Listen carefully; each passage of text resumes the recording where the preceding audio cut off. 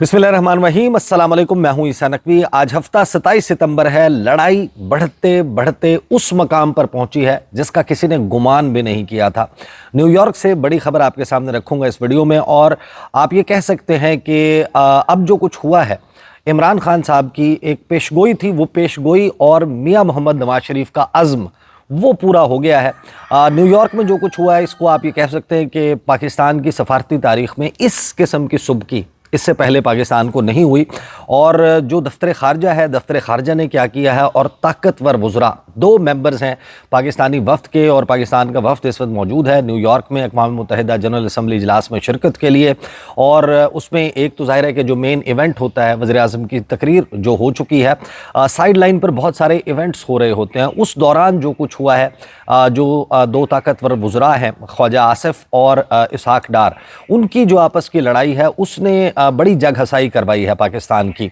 आपको याद होगा कि इमरान खान साहब ने और डॉक्टर ताहिरुल कादरी ने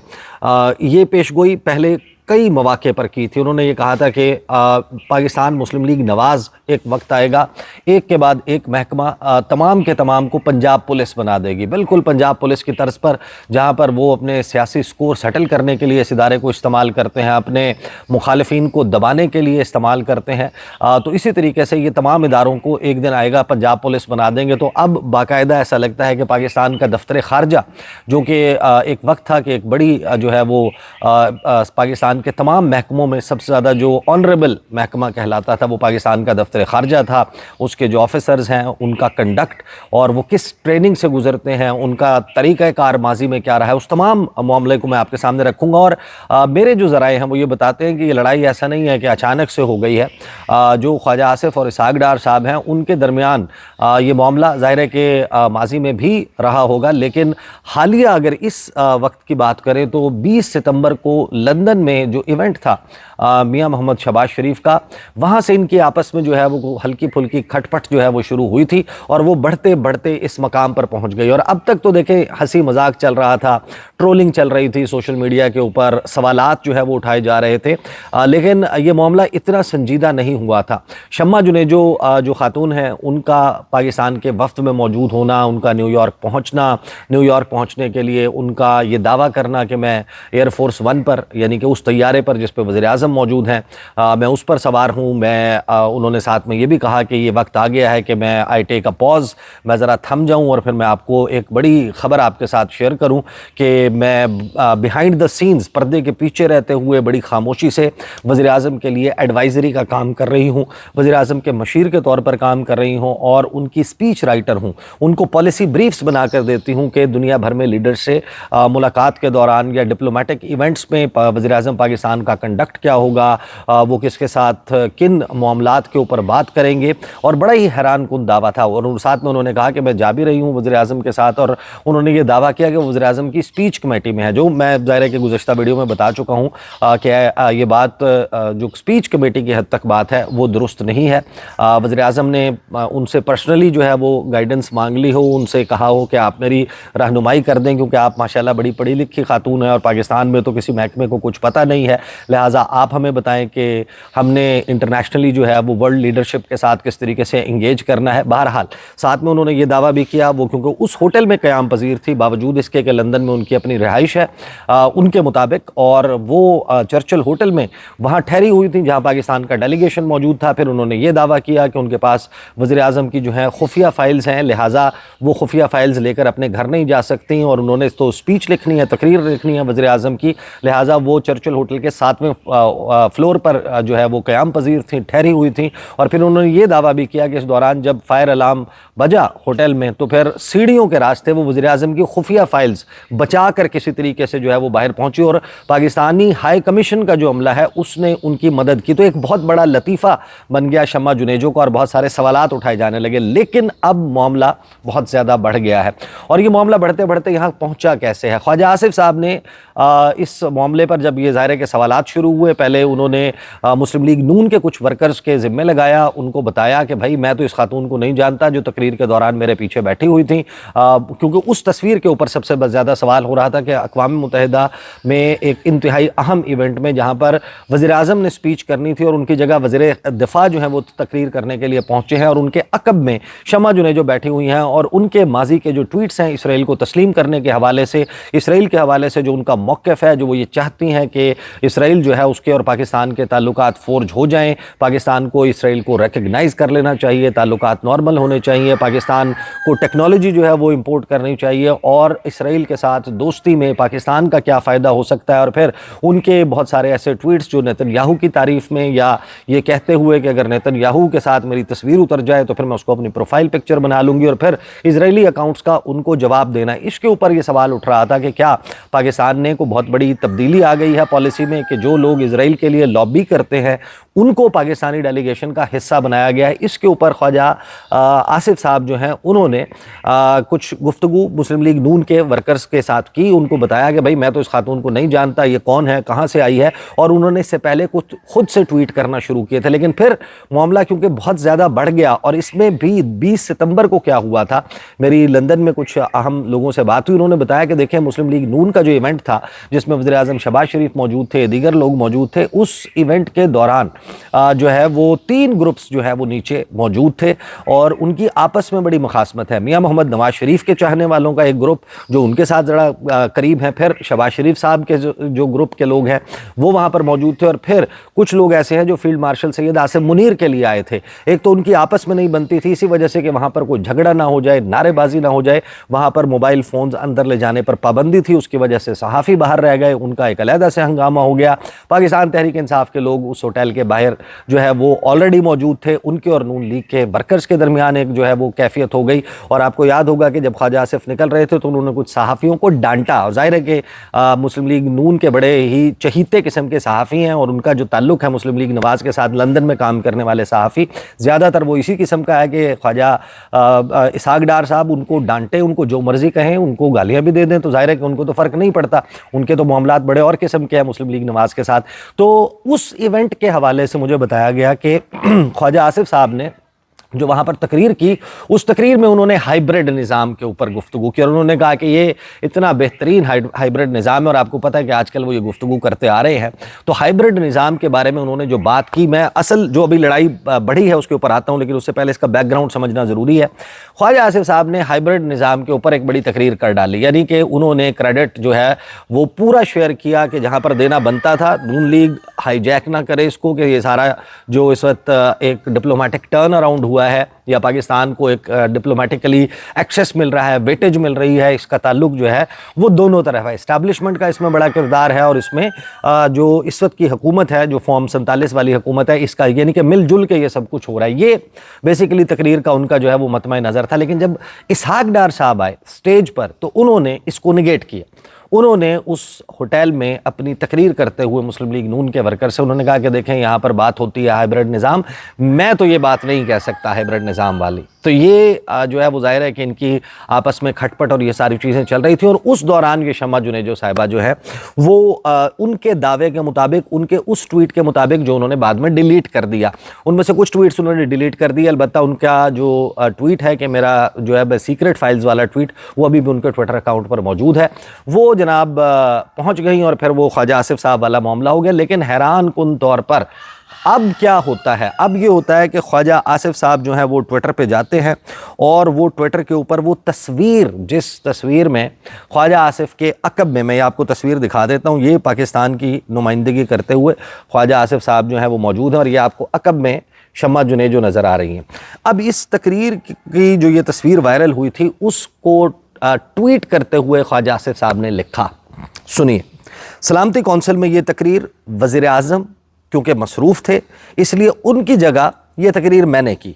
ये खातून या किसी ने मेरे पीछे بیٹھنا یا کس نے میرے پیچھے بیٹھنا ہے؟ دفتر خارجہ کی ثوابدید و اختیار تھا اور ہے. یعنی پہلے ظاہر ہے کہ تنقید کا فوکس تھا خواجہ آصف پر کہ آپ نے کس طریقے سے یہ الاؤ کیا، آپ نے کس طریقے سے اس خاتون کو جو ہے وہ اپنے پیچھے بیٹھنے کی اجازت دی جو اسرائیل کے لیے لابنگ کرتی ہے. آپ تو اپنے طور پر اسرائیل کے متعلق بڑی باتیں کرتے ہیں، بڑے بیانات دیتے ہیں. تو خواجہ آصف نے کہا کہ یہ دفتر خارجہ کا ثوابدید اور اختیار تھا، یعنی کہ انہوں نے اسحاق ڈار صاحب اور ان کی منسٹری کے اوپر اس کا الزام لگایا. آگے انہوں نے کہا کہ فلسطین کے مسئلے کے ساتھ میرا 60 سال سے جذباتی لگاؤ اور کمٹمنٹ ہے. ابو ظہبی بینک میں ملازمت کے دوران فلسطینی دوست اور کولیگ بنے اور آج بھی ان کے ساتھ رابطہ ہے. غزہ پر میرے خیالات واضح ہیں اور میں ان کا برملا اظہار کرتا ہوں. اسرائیل اور صہیونیت پہ میرے خیالات نفرت کے سوا اور کچھ نہیں. یہ خاتون کون ہیں؟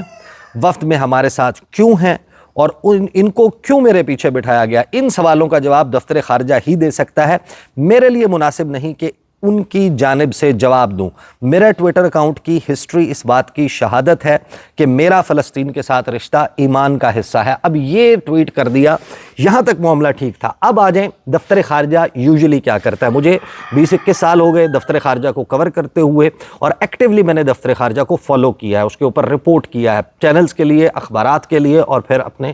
سوشل میڈیا کے لیے. ایک بات میں آپ کو بتاؤں کہ ہم جب بھی دفتر خارجہ سے انڈیویجولز کے حوالے سے کیس اسپیسیفک کوسچنز کرتے ہیں، یعنی کسی ایک شخص کی رائے کے اوپر کامنٹ مانگتے ہیں، کسی ڈومیسٹک ایشو کے اوپر سوال کرتے ہیں، تو دفتر خارجہ کا ایک سٹینڈرڈ رپلائی ہوتا ہے کہ ہم پالیسیز پر بات کرتے ہیں، ہم انڈیویجولز پر بات نہیں کرتے. اب آپ ذہن میں رکھیں کہ یہ وہ وقت ہے. اور پاکستان کے دفتر خارجہ کا ٹویٹر اکاؤنٹ کون فالو کرتا ہے آپ کے خیال میں؟ پاکستان کے دفتر خارجہ کا ٹویٹر اکاؤنٹ پاکستان میں موجود ہر سفارتکار، دنیا بھر کے جتنے ممالک ہیں، جتنی ایمبیسیز ہیں جو پاکستان میں موجود ہیں، ہر سفارتکار پاکستان کے دفتر خارجہ کے اکاؤنٹ کو فالو کرتا ہے کہ پاکستان کی پالیسی کیا ہے. اور اس وقت اہم ترین وقت جس وقت پاکستان کا جو اس وقت ڈیلیگیشن نیو یارک میں موجود ہے، پریزیڈنٹ ٹرمپ سے ملاقات کر رہا ہے، جو ایران کے صدر ہیں ان سے ملاقات ہو رہی ہے، طیب اردوان سے ملاقات ہو رہی ہے، مسلم ممالک کے ساتھ ملاقات ہو رہی ہے، ایک جوائنٹ میٹنگ ڈونلڈ ٹرمپ کے ساتھ ہو رہی ہے غزہ اور اسرائیل کے معاملے پر، بنگلہ دیش کے لیڈر جو ہیں یونس صاحب ان کے ساتھ ملاقات ہو رہی ہے. جب اہم ترین ملاقاتیں ہو رہی ہیں تو ادروائز بھی ایک تو پاکستان میں موجود سارے سفارتکار دنیا بھر میں جتنی فورن منسٹریز ہیں وہ پاکستان کے دفتر خارجہ کے ٹویٹر اکاؤنٹ کو فالو کرتی ہیں. وہاں پر کیا پوسٹ ہو رہا ہے، وہاں سے کیا میسیجنگ ہو رہی ہے، اس کو بڑی باریک بینی سے دیکھا جاتا ہے. اور اب پورا انڈین میڈیا، پوری دنیا کا میڈیا جو یو این کو کور کرنے کے لیے وہاں پر موجود ہے، جس طرح وہ باقی جتنے بھی فورن آفیسز ہیں ان کے ٹویٹر ہینڈل کو فالو کر رہے ہیں، دیکھ رہے ہیں کہ وہ کیا بات کر رہے ہیں. تو پوری دنیا میں یہ واحد ڈیلیگیشن ہے پاکستان کا جو اس وقت اپنی ذاتی لڑائی کر رہا ہے. اور اس سے پہلے ہم نے کبھی نہیں دیکھا کہ پاکستان میں ایک یعنی کہ دفتر خارجہ کا ٹویٹر ہینڈل، دفتر خارجہ میں کوئی ایسا بابو نہیں تھا، کوئی ایسی لیڈرشپ نہیں تھی جو ان کو جب خواجہ، کیونکہ اس کا جواب جو دیا ہے دفتر خارجہ نے کوٹ ٹویٹ کرتے ہوئے، خواجہ آصف کو کوٹ ٹویٹ کرتے ہوئے جو دفتر خارجہ نے جواب دیا، یہ ممکن ہی نہیں ہے، یہ غیر ممکن ہے، یہ پاسبل نہیں ہے کہ اسحاق ڈار صاحب کی کلیئر انسٹرکشنز کے بغیر، ان کو یہ ٹویٹ دکھائے بغیر، ان سے ویٹ کروائے بغیر میں یہ گمان ہی نہیں کر سکتا کہ یہ ٹویٹ کیا گیا ہوگا جو خواجہ آصف صاحب کو کوٹ ٹویٹ کرتے ہوئے کیا گیا. یعنی دو وزراء آپس میں الجھے ہوئے ہیں، ایک پر الزام لگا رہا ہے. میں آپ کے سامنے فیکچوئل پوزیشن بھی رکھوں گا. جو دفتر خارجہ نے بیان دیا ہے وہ بیان بھی نہ اس کا کوئی سر ہے، نہ کوئی پیر ہے، نہ وہ سینس بناتا ہے. دفتر خارجہ یعنی یہ ممکن نہیں ہے کہ دفتر خارجہ ان کو بائی پاس کرتے ہوئے اس قسم کا کوئی سٹیٹمنٹ دے. اب دفتر خارجہ نے کیا اس کے اوپر کوٹ ٹویٹ کیا. دفتر خارجہ کوٹ ٹویٹ کرتا ہے خواجہ آصف صاحب کے ٹویٹ کو کوٹ کرتے ہوئے، کہتا ہے کہ دا منسٹری، اور یہ آفیشیل ٹویٹر ہینڈل ہے پاکستان کی منسٹری آف فارن افیئرز کا، پہلی مرتبہ اس طرح کی کسی داخلی لڑائی اور دو وزراء کی لڑائی میں درمیان میں کود رہا ہے اور سائیڈز لے رہا ہے. کلیریفیکیشن کیا دیتا ہے؟ The Ministry of Foreign Affairs has noted queries regarding the seating of a certain individual behind the Defense Minister at a recent meeting of the United Nations Security Council. To clarify, the individual in question was not listed in the official letter of credence for the Pakistan delegation to the 80th UNGA, یعنی کہ United Nations General Assembly session, signed by the Deputy Prime Minister and Foreign Minister. As such, her seating behind the Defense Minister did not have the approval of the Deputy Prime Minister / foreign minister کے جو ministry of foreign affairs ہے اس نے بہت سے سوالات note کیے ہیں ایک خاص شخصیت کے ڈیفنس منسٹر کے عقب میں موجودگی پر جو اقوام متحدہ سلامتی کونسل اجلاس میں تقریر تھی. انہوں نے کہا کہ وضاحت دیتے ہوئے ہم یہ کہتے ہیں کہ جس شخصیت کے بارے میں بات ہو رہی ہے، سوالات ہو رہے ہیں، وہ آفیشیل جو لیٹر آف کریڈنس پاکستان کی طرف سے، اب یہ ممکن نہیں ہے. یہ کسی آپ 5 گریڈ کے بچے سے پوچھیں گے نا کہ کسی ڈیلیگیشن کا، یعنی پاکستان کا جو پرماننٹ مشن ہے اقوام متحدہ کا، جب تک اس کی طرف سے آفیشلی یہ کمیونیکیٹ نہیں کیا جاتا یونائٹڈ نیشنز ہیڈ کوارٹرز کو کہ اس شخص کو ہال میں داخلے کی اجازت دینی ہے، اس کو پاس جاری کرنا ہے، اس کے ڈاکومنٹس جمع کرائے جاتے ہیں، ان کی ایکریڈیشن ہوتی ہے، یہ کئی ماہ کا پروسیس ہوتا ہے، اس کی ویٹنگ ہوتی ہے، ان کی سیکیورٹی کلیئرنس ہوتی ہے. صرف جو ہے وہ جس ملک کو ریپرزینٹ کر رہے ہیں اس کی ایجنسیز نہیں اس کو ویٹ کر رہی ہوتی، بلکہ عالمی سطح کے اوپر بھی ان کی اسکروٹنی کی جاتی ہے کہ جس شخص کو آپ اقوام متحدہ کی سیکیورٹی کونسل، سلامتی کونسل کے اجلاس تک ایکسیس دے رہے ہیں، جس کو آپ اقوام متحدہ جنرل اسمبلی اجلاس میں ہال تک ایکسیس دے رہے ہیں، اس کو جو پاس جاری کر رہے ہیں گورنمنٹ آف پاکستان کا، یہ کیسے ممکن ہے کہ پاکستان کا جو بیسکلی پوسٹ آفس ہے، اس میں جو ڈاک خانہ استعمال ہونا ہے، جس نے یہ بھیجنا ہے وہ پاکستان کا پرماننٹ مشن ہے، اس کو ہیڈ کرتے ہیں عاصم افتخار صاحب. He is the permanent representative of Pakistan right now in the United Nations headquarters New York میں، اور یہ ممکن نہیں ہے کہ ان کے بغیر، ان کے لیٹر دیے بغیر یہ کام ہو جائے. تو دفتر خارجہ یہ کلیم کرتا ہے کہ ہم نے تو ایسا کوئی لیٹر دیا ہی نہیں ہے، ہم نے تو یہ بات کی نہیں ہے. وہ جناب کہتے ہیں کہ 80th ongoing session signed by deputy prime minister foreign minister, اس کی جو سیٹنگ ہے ڈیفنس منسٹر کے پیچھے، اس کا کوئی تعلق نہیں ہے ڈپٹی پرائم منسٹر یا فارن منسٹر کے ساتھ. یعنی اس سے زیادہ مضحکہ خیز بات کیا ہو سکتی ہے کہ پوری دنیا کا میڈیا، پوری دنیا کے دفاتر، دفتر خارجہ، ان کے ڈیلیگیشنز اس وقت دیکھ رہے ہیں، سمجھنا چاہ رہے ہیں کہ پاکستان کا اس وقت مختلف معاملات پر کیا موقف ہے، اور ہمارا دفتر خارجہ ان کو بتا رہا ہے کہ ہمارے ہاں تو یہ لڑائی چل رہی ہے کہ ہمارے ڈیلیگیشن میں خاتون موجود ہیں جس کا اپروول پاکستان کے دفتر خارجہ نے نہیں دیا. پاکستان کے وزیر خارجہ سے بالا ہی بالا یہ سارا کام ہو گیا ہے، اور وہ وہاں پر پہنچ گئی ہیں کسی طریقے سے. وہ چھو منتر کر کے، وہ سلمانی چادر انہوں نے اوڑھی ہوئی تھی، وہ پہن کر وہ جناب پہنچ گئے اور وہاں پر بیٹھ کر انہوں نے وہ میٹنگ اٹینڈ کر لی. یہ اس وقت جگ ہسائی ہے، آپ اندازہ لگائیں. خیر اس کے اوپر میں تفصیل سے بات تو بعد میں کروں گا، لیکن 3 سال، ان 3 سالوں میں آپ کیسے اپنے ایک محکمے کو، we are reducing the foreign ministry of Pakistan, ایک پریسٹیجیس، ایک بہت ہی بہترین سمجھے جانے والا ادارہ کہ جس کے انڈیویجولز ایک بڑے پروسیس سے گزرتے ہیں. ایک شخص وہ پہلے اپنی 14-16 سال کی تعلیم پوری کرتا ہے، اس کے بعد مقابلے کے امتحان میں بیٹھتا ہے، وہ CSS کلیئر کرتا ہے، اس کے بعد وہ 6 مہینے کا کامن ٹریننگ پروگرام کرتا ہے، پھر اس کو جو ہے وہ فارن سروسز اکیڈمی میں اسپیشلائزڈ ٹریننگ پروگرام کروایا جاتا ہے، پھر وہ مختلف منازل طے کرتا ہوا وہ اسسٹنٹ ڈائریکٹر سے بڑی بڑی پوسٹوں پر پہنچتا ہے. وہ پاکستان کو دنیا بھر میں ریپرزینٹ کرتا ہے، وہ دنیا کی زبانیں سیکھتا ہے، ان کا کلچر سمجھتا ہے. اتنی نالج کے بعد وہ پھر اس مقام پر آتا ہے کہ جہاں پر وزیر اعظم پاکستان نے کیا پوزیشن لینی ہے، کیا تقریر کرنی ہے، اس میں وہ اپنی رائے دے سکے، اور وہ اس تقریر میں اس کو کولیٹ کرنے کے لیے اس میں مختلف پوائنٹس جو ہے وہ دے سکے. اور یہاں پر ایک خاتون جو ہے وہ یہ دعویٰ کرتی ہیں کہ میں تو وزیر اعظم کی اسپیچ رائٹر ہوں، تقریر تو میں لکھ رہی ہوں، وزیر اعظم نے جو بولنا ہے وہ تو میں بتا رہی ہوں. تو وہ دفتر خارجہ کے اوپر پھر تالا لگا دیں. آپ 2-4 اسی طرح کی جو ہے وہ شمع جنیجوز آف دا ورلڈ آپ ان کو ہائر کر لیں، آپ ان کو بلا لیں، کیا ضرورت ہے اس محکمے کی، پھر آپ اس کو بند کر دیں اگر آپ نے. اور پھر وہ جو جس نے تقریر لکھنی ہے وہ کہتی ہیں کہ میری تو سیکرٹ فائلز تک رسائی ہے، اور ظاہر ہے کہ ان کو آپ مختلف معاملات بتائیں گے. آپ کو 2 مہینے پہلے بتائیں گے کہ میں محمد بن سلمان سے ملنے جا رہا ہوں، یا میں شی جن پنگ سے میری ملاقات ہے، میری مسعود پزشکیان سے ملاقات ہے، میں جو ہے وہ نکول پشینیان سے ملاقات کرنے جا رہا ہوں، یا ہم جو ہے جو آرمینیا ہے اس کو تسلیم کرنے جا رہے ہیں، ہم نگورنو کاراباخ کے معاملے پہ یہ موقف لینے جا رہے ہیں. تو وہ تو پالیسی بریفز بناتی ہیں ان کے مطابق. تو دفتر خارجہ کا محکمہ کی تو ویسے ہی آپ سمجھیں گے چھٹی ہو گئی. تو یہ اس وقت جو ہے وہ مذاق بنا ہوا ایک عالمی سبکی ہے. پوری دنیا کا میڈیا دفاتر وہ آپ کی فارن منسٹری کے ٹویٹر ہینڈل کو آپ کی طرف سے آنے والی خبروں کے لیے بار بار کھول رہے ہیں کہ آپ نے ڈونلڈ ٹرمپ کے ساتھ ملاقات کے بعد کیا بتایا پوری دنیا کو کہ ہماری کیا بات ہوئی ہے. وہ اس کے لیے جب جاتے ہیں تو ان کو پتہ چلتا ہے کہ دفتر خارجہ بتا رہا ہے کہ وہ جو فلاں خاتون وہ جو پیچھے سے نظر آ رہی تھی بیٹھی ہوئی نا اس 7 منٹ کے کلپ میں, اس کا ہمارے ساتھ کوئی تعلق نہیں ہے, لیکن وہ پاکستان کا بیج لے کر وہاں پر پہنچی ہوئی ہیں, بیٹھی ہوئی ہیں, اور ایڈوائزر کا غالباً ان کے جو کارڈ ہے اس کے اوپر لکھا ہوا بھی ہے کہ she is advisor of the government of Pakistan. تو یہ دیکھیں آپ اندازہ لگائیں کہ اس طرح کی صورتحال کا پیدا ہو جانا یہ ایک بڑا حیران کن ہے. اور 3 سال میں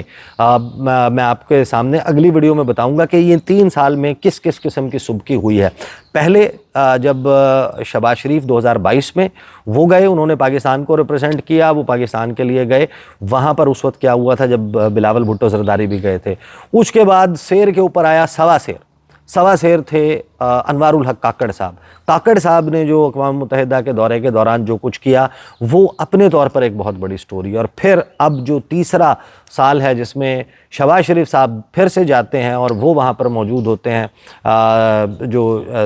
تیسرا اور پھر چوتھا, یعنی کہ یہ چوتھا جو ہے وہ دورہ ہے. اور اس دوران جو کچھ ہوا ہے وہ بڑا ہی حیران کن ہے.